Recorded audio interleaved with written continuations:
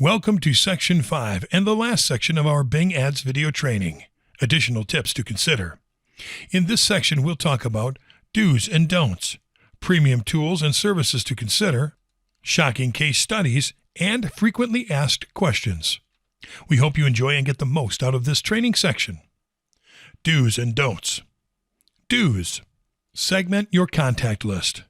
Listing subscribers on different lists according to age, location, and preferences helps you communicate with them more effectively and thus increases the possibility of being read. Plan and set specific goals. Prepare a calendar with the tasks to be done. It's best to set a clear goal and follow a good plan to achieve it. Use highly effective tools.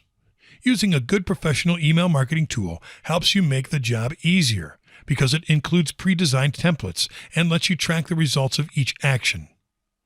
Test as much as possible. Send tests to different email providers and check if the message is being seen correctly, because each email provider has a different way of displaying content. Set a comfortable frequency of sending mails. Do not keep a very low frequency for sending emails to customers, but don't send too many emails because they can get tired and unsubscribe. Analyze your results.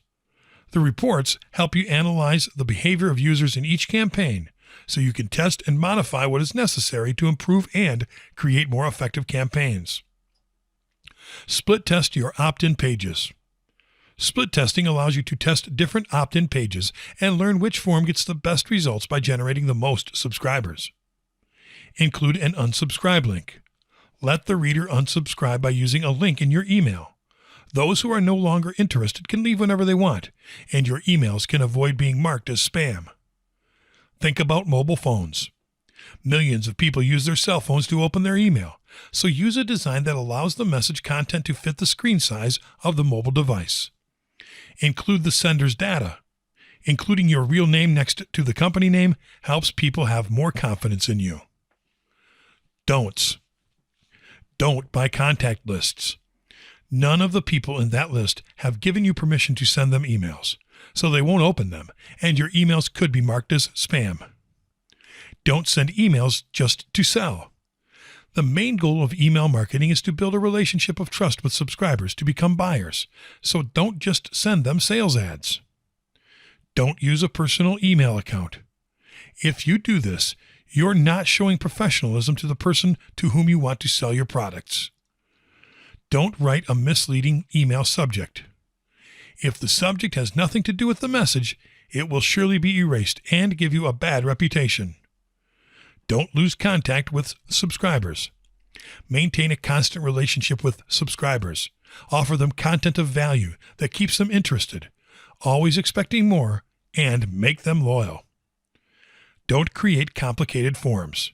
When forms are not easy to fill out and ask for a lot of data, readers may become uncomfortable and leave the page without subscribing. Don't break the rules of spam. There are some restrictions that apply to email marketing to keep you from being marked as spam. For example, don't use words like offer, free, or discount. And don't send false information.